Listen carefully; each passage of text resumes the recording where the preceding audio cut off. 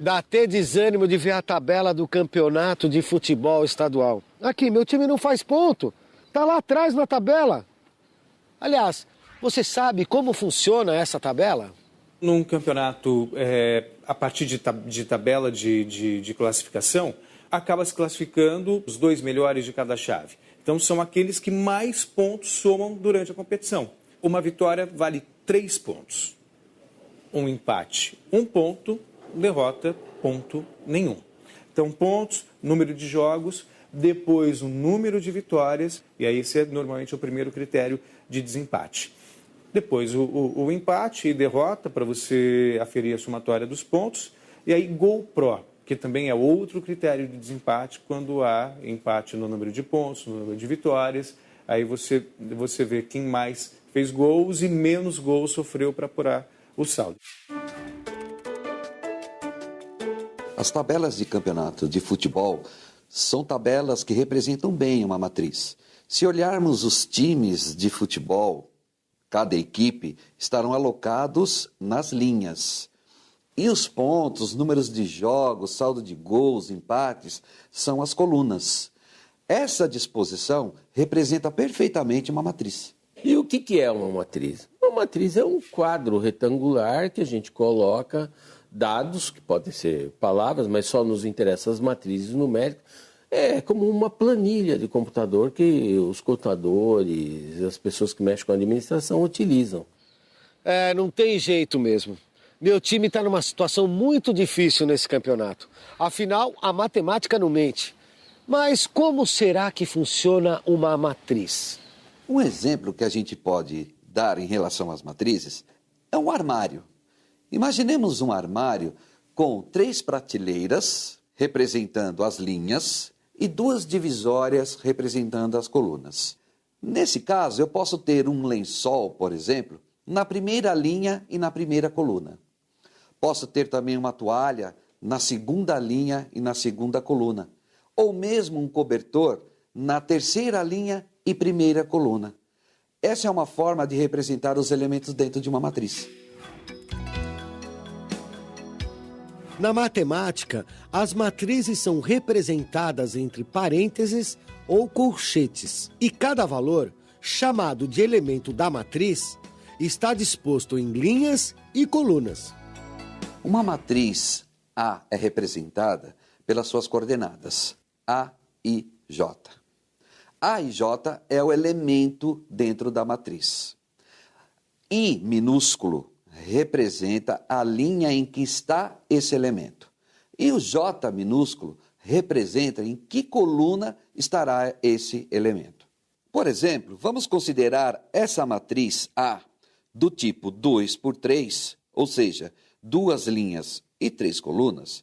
Podemos verificar que o elemento X é o A11, ou seja, esse elemento X está na primeira linha e primeira coluna da matriz. Podemos também localizar o elemento A22, que é o menos 7. Ele está na segunda linha dessa matriz e segunda coluna. E por fim, eu posso localizar também o elemento A13, que é o número 3, que está na primeira linha e terceira coluna. O sistema de coordenadas de uma matriz pode até parecer complicado, mas quem já jogou Batalha Naval vai ver que é a mesma coisa. Nesse jogo, a gente primeiro tem que posicionar toda a esquadra naval em um gráfico de linhas e colunas sem o oponente ver. Quando o jogo começa, cada um dá uma coordenada. A15. E se pegar uma parte de um navio, fica fácil afundar 1 a 1. B3. Quem afundar a esquadra inimiga primeiro, ganha. Eu adoro batalha naval, mas gosto mais ainda de futebol. Voltando à tabela do campeonato de futebol, vamos verificar agora como esses elementos estão dispostos dentro desta matriz. Os times de futebol estão dispostos nas linhas. Pontos, jogos, vitórias, empates, derrotas e assim sucessivamente estão dispostos em colunas. O time do Bragantino, por exemplo, ele está na quarta linha. Se eu quero verificar quantos jogos ele já realizou, basta verificar a quarta linha com a segunda coluna. Posso verificar que ele tem aqui 15 jogos. Um outro tipo de análise que a gente pode fazer aqui em relação a essa matriz é verificar qual é o time que fez mais gols. Então eu vou aqui na sexta coluna e procuro o maior elemento que está disposto nessa matriz. É o 29. Verificando a posição do elemento, eu vou agora na linha correspondente a esse elemento e verifico que foi o Rio Claro, que marcou mais gols nesse campeonato. As matrizes podem ser de vários tipos, dependendo da quantidade de linhas e colunas. Existem vários tipos de matrizes. A matriz linha, por exemplo, é aquela que possui apenas uma linha. Matriz coluna, aquela que possui apenas uma coluna. A matriz quadrada, o número de linhas, nesse caso, vai ser igual ao número de colunas. Matriz do tipo 2x2, 3x3, 4x4. E existe também a matriz nula, onde seus elementos valem zero. Pois é, além da tabela do campeonato, as planilhas e as tabelas numéricas também são muito usadas em situações do nosso dia a dia. Para organizar números, entrada e saída de mercadorias, controle de estoque, conversão de valores, tabelas de preços e muitas outras aplicações. Eu trabalho mais na parte do escritório, fazendo a parte de controle de estoque, dos funcionários, a parte da produção dos bolos. Nós coletamos todos os dados, o quanto que tem de cada insumo, colocamos no programa e ele gera uma planilha composta de matrizes, onde nós cruzamos os dados das colunas com as linhas. E nessa intersecção, cada célula ela vai nos fornecer uma informação que vai ser útil para administrar a empresa.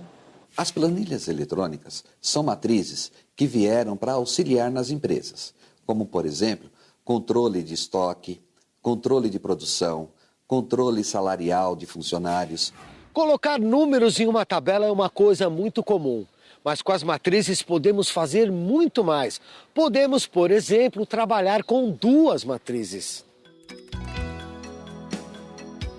É possível somar matrizes, né? E tem algumas características parecidas com a soma de números. Mas, por exemplo, números a gente pode comparar. Eu posso dizer que um número é maior do que o outro. Eu posso dizer que fulano é mais alto que o ciclano. Mas não posso nunca dizer que uma matriz é maior que a outra. Eu só posso dizer que ela é diferente, tá? Ou que ela é igual. Duas matrizes serão iguais quando elas são do mesmo tipo e se seus elementos também são iguais. Por exemplo, duas matrizes do tipo 1x3. Se seus elementos são iguais, elas serão iguais. Uma matriz do tipo 2x2. Se seus elementos são iguais, também posso dizer que elas serão iguais. Outra operação que podemos fazer com as matrizes é a adição. Para somar duas ou mais matrizes, é necessário perceber que elas devem ser do mesmo tipo. E vou proceder da seguinte forma. Pego o primeiro elemento disposto da primeira linha e primeira coluna da matriz A e vou somar com o primeiro elemento da primeira linha e primeira coluna da matriz B. Ou seja, eu tenho que somar os elementos da matriz A da matriz B dispostas na mesma localidade, na mesma posição. A adição de matrizes pode ajudar na administração de dados de produção, por exemplo. Como nós temos várias lojas, as planilhas eletrônicas elas acabam facilitando no quesito, por exemplo, de produção de bolos. No caso da nossa loja da Juriti, o bolo de banana com canela foram produzidas 53 unidades. Na loja da Santa Cruz, 37. E no do Tatuapé, 71. Isso totalizando 161 bolos. Com essa informação, eu consigo programar o quanto que eu vou comprar de banana, quanto que eu vou comprar de açúcar, farinha. Além de me fornecer os dados, ela me ajuda a fazer um comparativo entre as lojas. Então, eu trabalho com somas, subtrações. Então, a soma, no caso, seria a parte da produção dos bolos. Mas, ao mesmo tempo, eu tenho que dar baixa, que é a parte da subtração, que é a parte que eu vendo, ou muitas vezes que eu acabo perdendo os bolos. Outra operação que podemos fazer utilizando as matrizes é a subtração.